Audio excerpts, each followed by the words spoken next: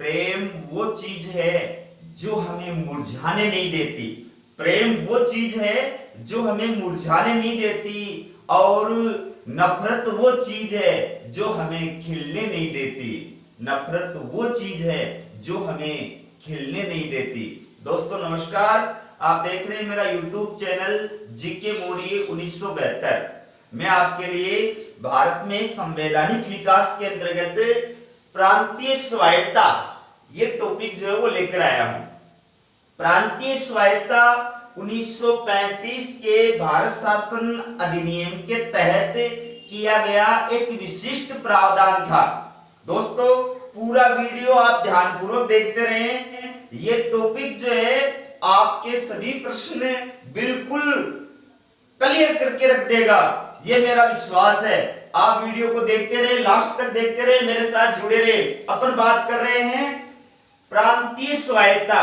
दोस्तों 1919 के एक्ट के द्वारा पहली बार भारत में प्रांतीय स्वायत्ता का प्रारंभ हुआ था, यद्यपि वो आंशिक रूप से प्रदान की गई थी, क्योंकि प्रांतीय सूची के विषयों को दो भागों में बांट दिया गया था, सुरक्षित विषय और हस्तांतरित विषय।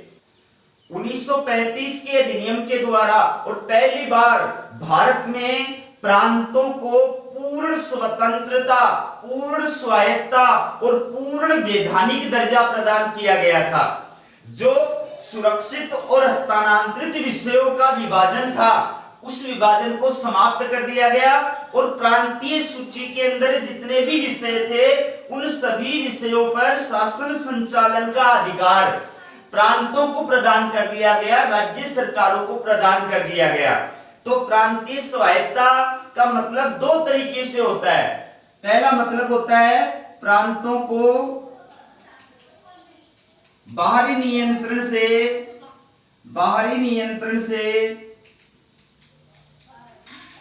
मुक्ति, और दूसरा होता है पूर्ण उत्तरदायी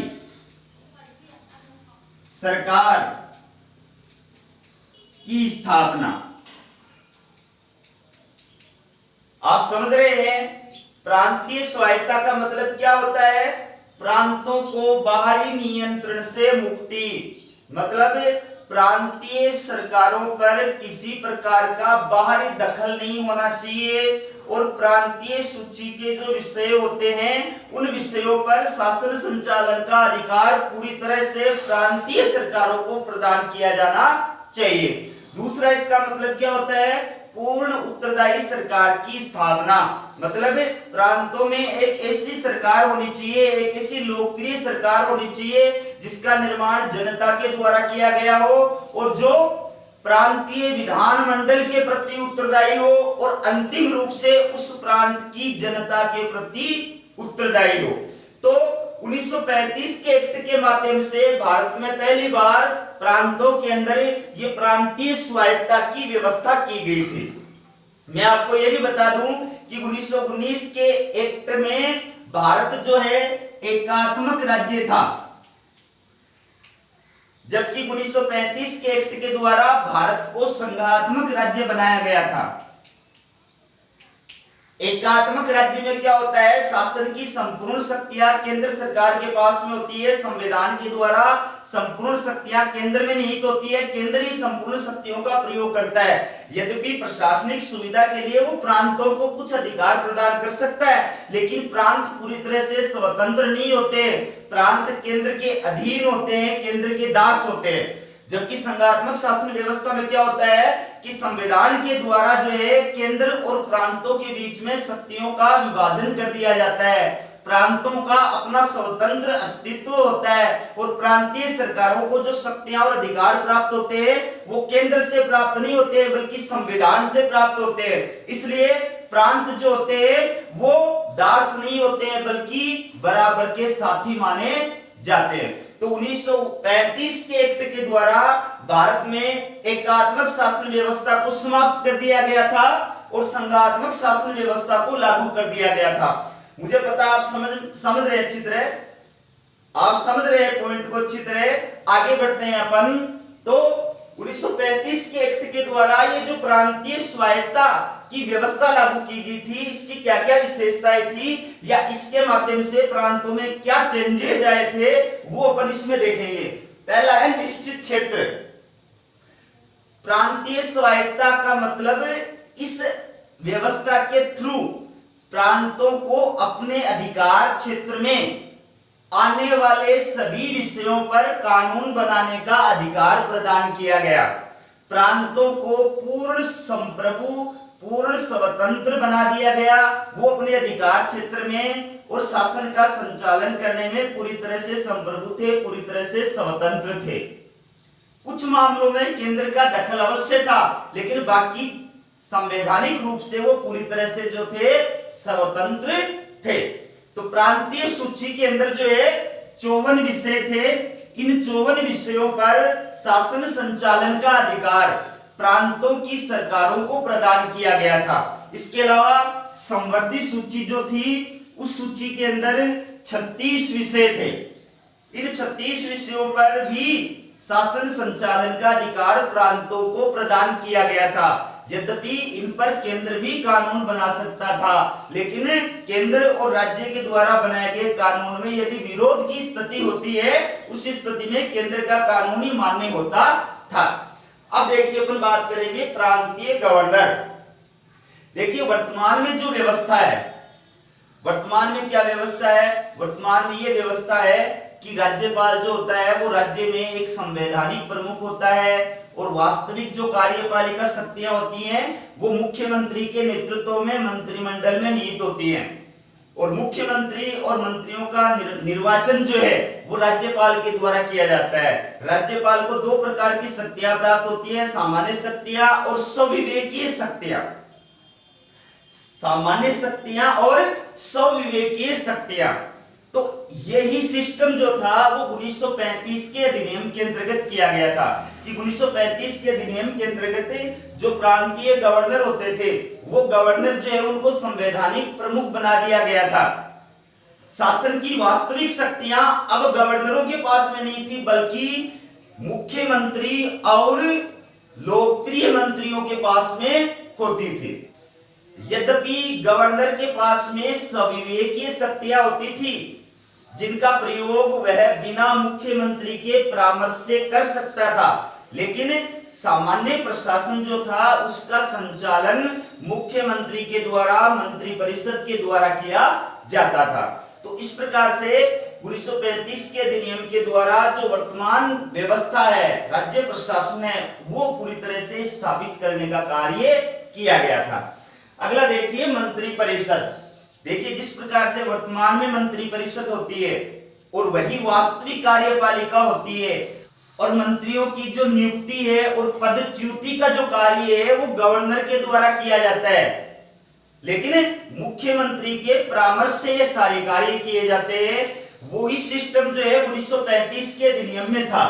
1935 के अधिनियम में वास्तविक जो कार्यपालिका शक्तियां होती थी वो लोकप्रिय मंत्रियों के पास में होती थी। मंत्री जो था वो मुख्यमंत्री की सलाह पर गवर्नर के द्वारा बनाया जाता था, और मुख्यमंत्री की सलाह पर ही गवर्नर उनको पद से हटा सकता था।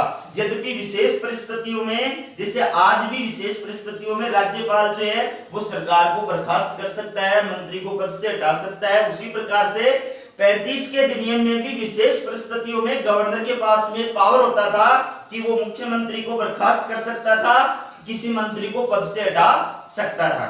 अब गवर्नर जो है वो मुख्यमंत्री किसको बनाता था? जैसे वर्तमान में ये प्रावधान है कि विधानसभा में बहुमत दल का जो नेता होता है, विधानसभा में जो बहुमत दल का नेता होता है उसको गवर्नर जो है, राज्यपाल जो है वो मुख्यमंत्री पद पर नियुक्त करता है। यही व्यवस्था उस वक्त भी थी।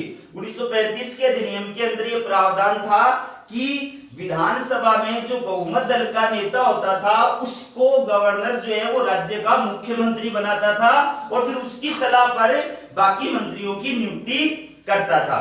मंत्री कितने होंगे इसका 1935 के अधिनियम में कोई उल्लेख नहीं किया गया था, ये राज्यों के विवेक पे छोड़ दिया गया था। और मंत्री बनने के लिए क्या योग्यताएं होनी चाहिए, इसका जो है सिर्फ एक बात का उल्लेख किया गया था कि वह व्यक्ति जो है वो राज्य विधानमंडल के किसी भी सदन का सदस्य होना चाहिए। मंत्री बनने के लिए सिर्फ एकमात्र यही योग्यता थी कि वह राज्य विधानमंडल के किसी भी सदन का सदस्य होना चाहिए। और यदि कोई व्यक्ति जो सदन का सदस्य नहीं है और उसको मंत्री बना दिया जाता है, तो उसके लिए यह नियम था कि 6 माह के अंदर उसको किसी भी सदन की सदस्यता ग्रहण करनी जरूरी है। इसके अलावा संसदीय सचिवों की नियुक्ति भी की जाती थी, जो मंत्रियों को कार्य संचालन में परामर्श देने का कार्य करते थे। आगे देखिए, प्रांतीय विधानमंडल 1935 के अधिनियम में जो प्रांतीय विधानमंडल थे वो किस प्रकार के थे?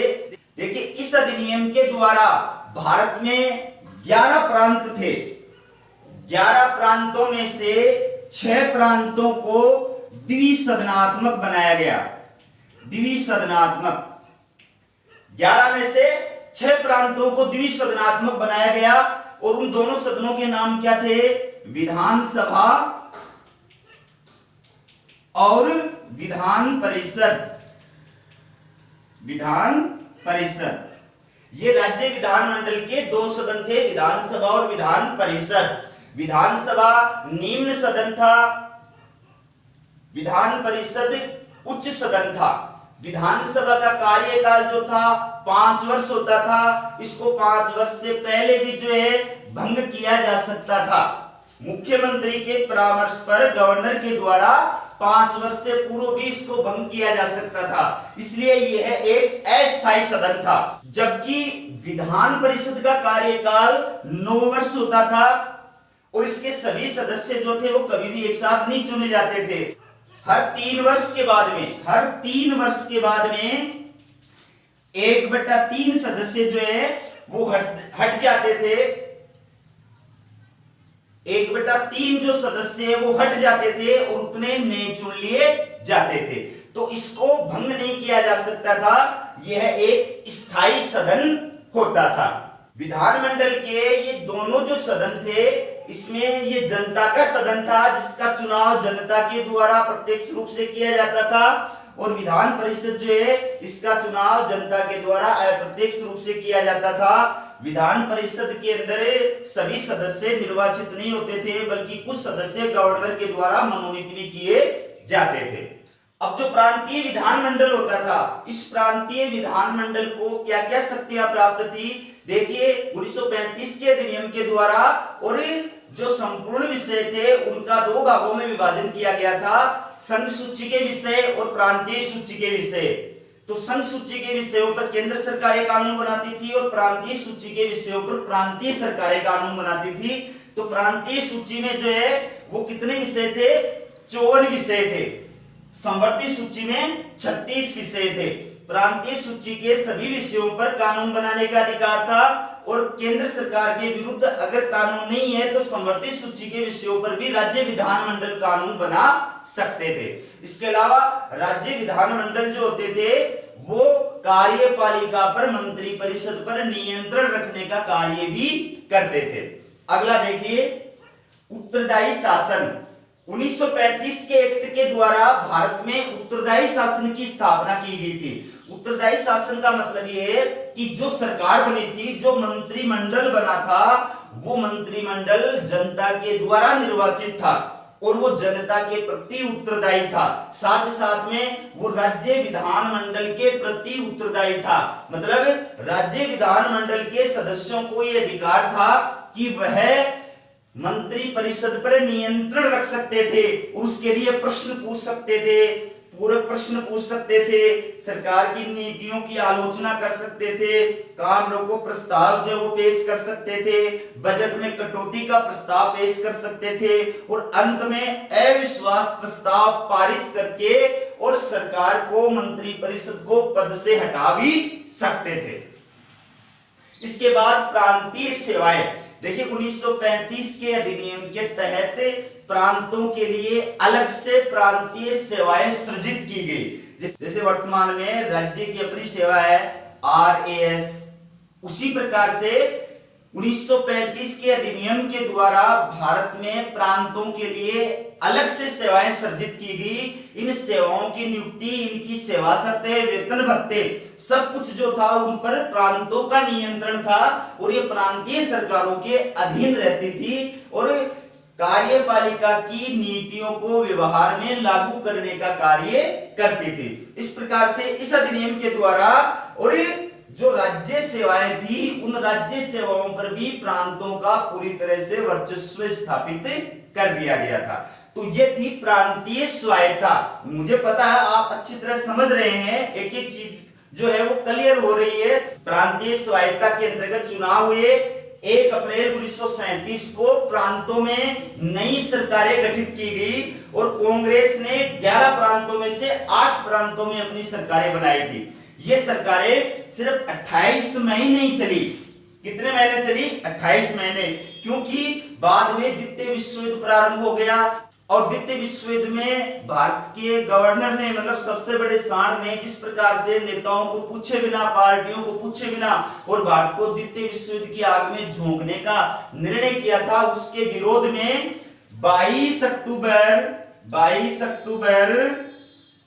1939 को और प्रांतों के सभी मंत्रिमंडलों ने त्याग पत्र दे दिया था।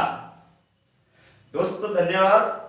मेरा वीडियो कैसा लगा कमेंट करके बताएं और वीडियो को ज्यादा से ज्यादा शेयर करें।